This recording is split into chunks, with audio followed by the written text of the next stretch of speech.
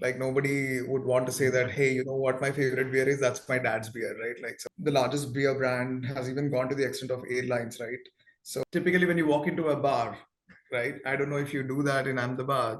Bira 91, the 91 stands for India country code, right? Even before our Prime Minister Modi had announced the Make in India, 1 year before that, we did Imagined in India. We had coined the word Imagined in India. Incidentally, 91 also happens to be April 1st.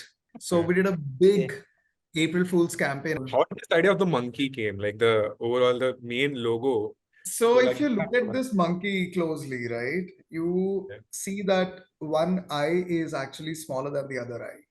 It's like you're the king of the beers, you're the dad of the beers, you're like the best of the beers and stuff like that. Hello everyone, my name is Saurabh Vani. I have with me Siddharth Paliwal. Both of us are second year MBA student at IIM Ahmedabad. We have with us Mr. Nayanabhiram Deekonda, who is our alum from 2013 batch. He is currently the VP for Product and Growth at Bira 91. Previously, he worked for Reckitt, so it's a smooth transition from Dettol to alcohol. In this podcast, we are going to discuss about the alcohol industry, and given how highly regulated it is in terms of advertisements, how Bira 91 has positioned itself in the Indian market and abroad, what kind of techniques they have used to market their product, and just introduce us this wide variety of beers. So let's get into it. We'll start with this question that since you already have experience with a very, I'll say at a very early stage with a brand like Bira, which has grown enormously since then. I'll say alcohol brand in general, and maybe even beer brand in particular, they end up advertising themselves in such a highly regulated market. Like, what are the key things which you focus on as you try to establish your brand in the market? And do these things differ when you say whether you're trying to build the brand in India versus you're trying to build this brand somewhere else in the world? So like the overall landscape, how you manage it? Yeah, so I think for that, to be able to understand that, one needs to know a little in detail about how the regulatory landscape works. So given prohibition of direct advertising across mainstream media exists, and on top of that, there are state-specific regulations. There is a very restricted social and digital media and digital advertising allowed. So any alcohol brand in India have to navigate this very carefully, and they have to be compliant with these regulations while keeping in mind how do you scale and how do you sort of really take your brand to the masses, right, to your core target audience. So to your first part of the question, which is how do brands typically approach this, they take the route of surrogate advertising. You would have seen brands doing music CDs, soda waters, and mineral waters. I mean, the largest beer brand has even gone to the extent of airlines, right? So there is, yeah, I mean, like you do get consideration from the mainstream through these surrogates.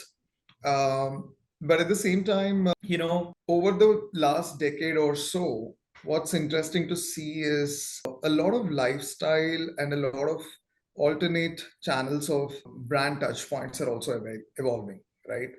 So, especially during and post COVID, I think what has started happening was brands are also identifying the importance of how lifestyle changes are also evolving in consumers.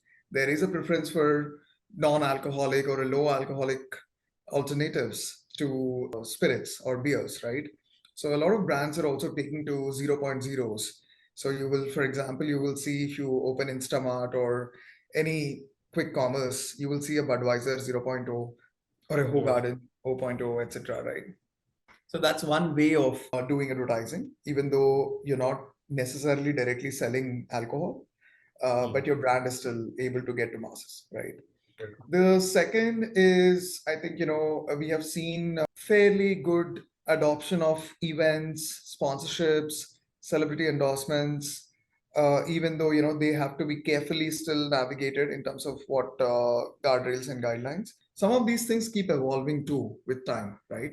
To your second part of the question, that how do we approach, I think we have, as a brand, we have always looked at ourselves as a lifestyle product and not necessarily a beverage or a functional beverage, right? We do what is called as a neighborhood focus. We deeply partner with our customers and retailers and bars and restaurants. We do understand that your level playing field is essentially a very narrow channel of actual retail and bars and restaurants where the consumption is happening. So we have innovated and tweaked our approaches to influence consumers and their purchase decision making at the point of sale, right? And how do you do point of sale is through displays, through BTL activations, through digital assets, through promotions and activations. And what we also do is we have, when it comes to, let's say, on premises or bars and restaurants, we do something called as draft as a channel, as a network. Okay. What we mean is this is typically known as tap, beer on tap, right? So, I mean, typically when you walk into a bar, right? I don't know if you do that in Ahmedabad because of the very similar reasons that we're talking. But typically, when you walk into a bar, you do see the most prime real estate is actually the bar, right? I mean, everybody does have their eyes out for the bar. That's where most of the liquor is displayed. That's where most of the glassware, most of the action is. Whether it is a mixologist doing cocktails or whether it is a bartender pouring a fresh glass of beer in it, either through pint or through draft, right? So this was something that we identified as something very powerful. And back in the day, in right from 2015, 16, we have aggressively went on installing our own draft network. So in that prime real estate, which is called as a bar, a Bira tap would be loud and clear, visible. So to add on to it, basically you have established the Bira brand, but now Yes, how do you establish the sub brands? a brand. Okay. Yeah. So what we do is we take a very house of brands approach here as Bira. I'm talking about Bira. Any product that we launch, any new product that we launch, we first make sure that our customers, which is our retailers and our wholesale partners, we do a good product induction, so to speak, for them. We explain the entire bouquet of what our portfolio is, how our portfolio caters to different need states of different consumers. We do identify that everybody in these channels, whether it's a retail or a bar, right, very broadly, there is a very strong channel and strong team of ambassadors who essentially evangelize any new product or any product category, right? So when you walk into a bar, it's very uncommon to go and ask a bartender, okay, give me this specific cocktail, right? Or give me this specific style of beer, right? You would typically end up asking, hey, what are the choices that you have? What would you recommend, right? Yeah. So what we realize is it's important to convert the consumer and educate the consumer through these channels and through these channel of ambassadors, right? And what we call as brand advocacy. And we have a dedicated team that is working consistently and continuously on brand advocacy. We Okay. invest in our trade partners and people in the trade to make sure that they are trained, they are educated, they are informed about our products. And on top of this, we do use a lot of print collateral, point of sale material. We also have something called as Bira 91 merchandise, where Mm. we have a website which is selling exclusive Bira merchandise, whether it is glassware or T-shirts or growlers and so on and so forth. And then some markets do allow large display of signages and other formats of visibility elements, which is what we leverage time to time wherever we do different launches. According to you, what is the most memorable campaign for Bira in your head? Like you, if you have to pick one, what is that one genius idea that you guys had? So we had done a interesting promotion back in the day. This was 2015, 16, I'm talking, which was called as a Growler Fest. Growler Fest. So what we did over there was every bar that we had activated with a draft, we had given exciting consumer offers where consumers could pick up beers not just by glass or very a mug or a tower, etc., but it was actually by something very interesting called as a growler. And if you go on our merch store, you'll find a growler how it looks like. Like it has Okay. it's got a lid on it and it makes a grrr sound, so on and so forth. So that's a Growler Fest, right? So we did a something called as a Growler Fest, and it was hugely successful. In fact, we had bars coming to us saying that please replenish the growlers because consumers are taking these growlers back. कोई bag में डाल के ले जा रहा है या फिर कोई ऐसे छुपा के, right? So yeah, I think and more, even more funnier thing was that interesting thing rather was that bars and restaurants started reaching out to us that hey, we want to have that setup that you have done, right? Like, please come and install, check out our bar, see what you want, see what you can do, right? So it was automatically, I mean, I didn't have to go and sort of pitch. I was getting inbound from bars and restaurants, and we were able to really do huge business, good positive business outcomes from there. I think it also allowed a lot of consumers to try out Bira for the first time, where you are actually able to give them almost the best quality beer compared to anybody else and in the competition, etc., and at a very attractive price point, right? So that was one. The second thing that we did that comes to my mind was this was so incidentally, I hope you guys are aware Bira 91. The 91 stands for India country code, right? So we're very proud of imagined in India, made in India.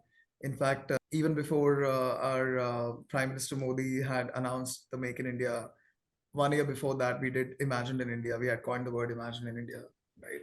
So Okay. what we did was, and incidentally 91 also happens to be April 1st, right? 91st day in the in the year turns out to be Yeah. April 1st, which Okay. is April Fools, right? So Yeah. we did a big Okay.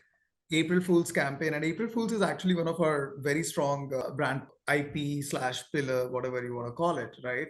So we do something called as AFF, which is April Fools Fest, right? Okay. It's a very large, almost a 2 day, multi-day, multicultural, high energy offline festival and event that we do.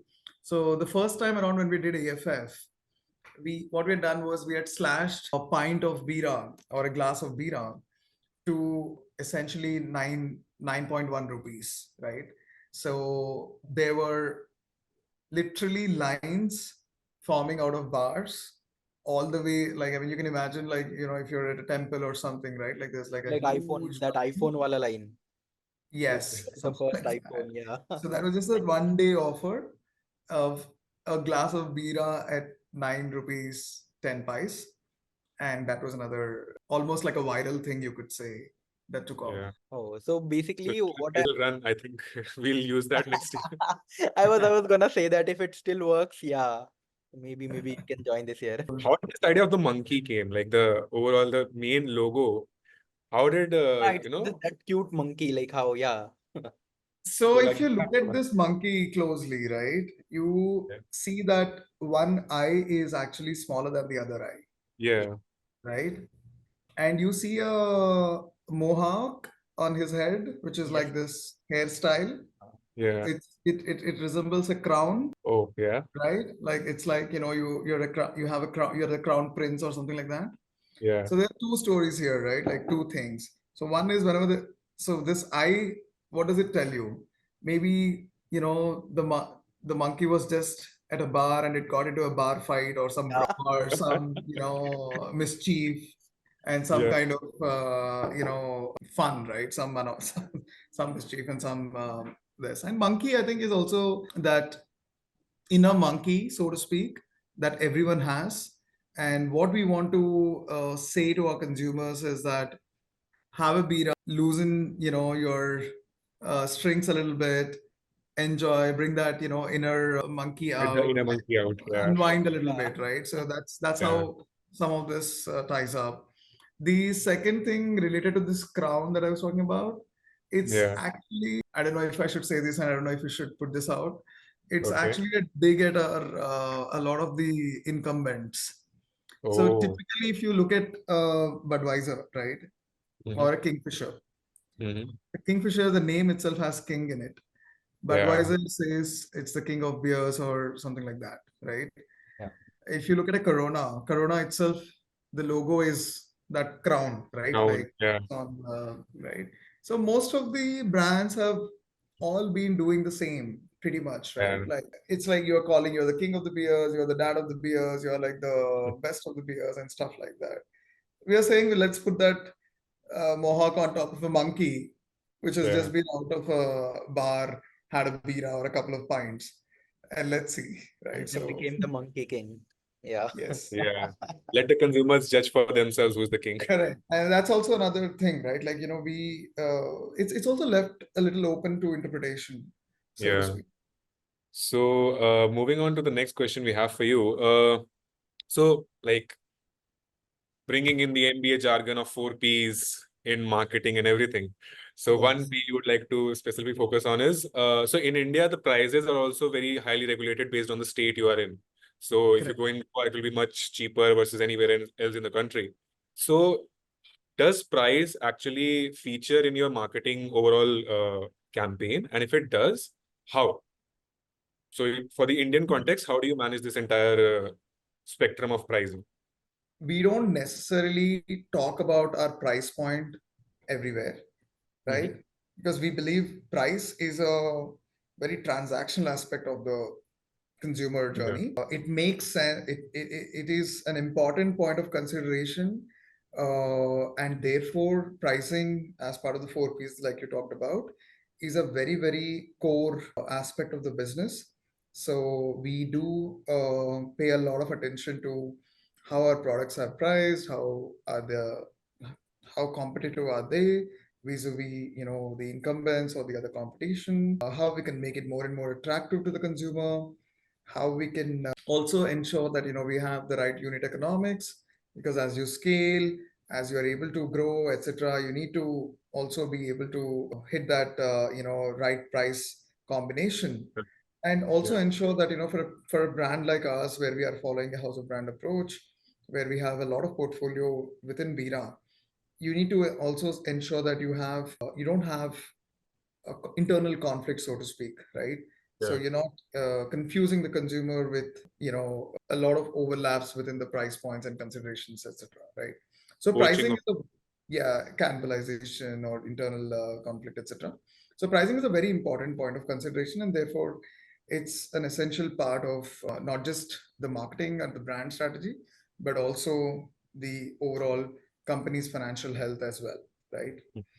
And as far as our approach to this is concerned, we while we understand that there are state-specific regulations and state-specific taxes that apply, there are many other levers to pricing, right? Mm.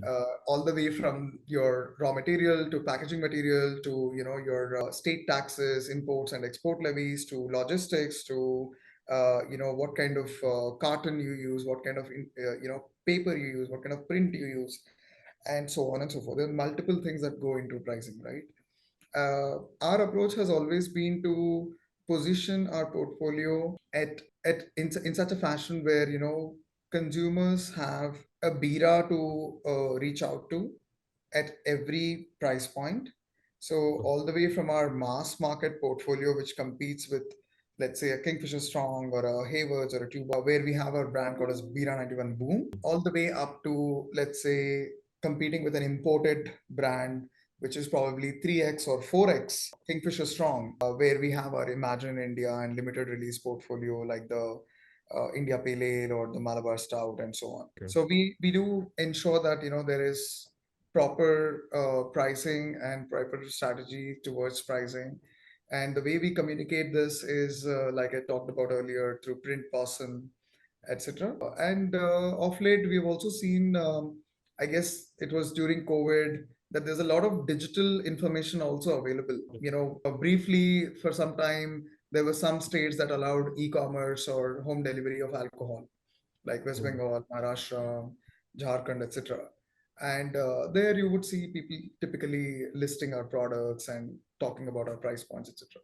Is Bira planning to go like overseas? Oh, Or is we are already there in over 25 countries.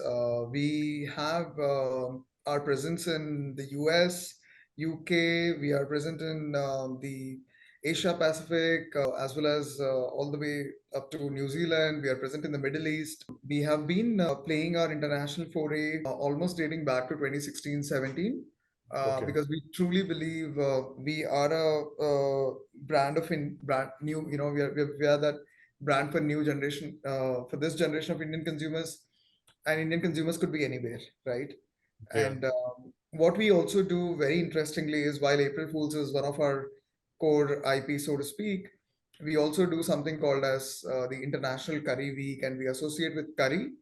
Curry is Okay. also again flavors. When we are saying flavorful beers for the new world, and beer complements extremely well with food, Yeah. and therefore, we have taken that sort of leap of faith and that first movers advantage to create perhaps the first ever across the globe an IP around curry, right? And we take Indian curries all across the globe. We partner with multiple chefs, celebrated chefs who are extremely good in their art of food, etc., culinary side, and we present some amazing combinations with our different styles of beers. Each Bira style complements with different styles of food, right?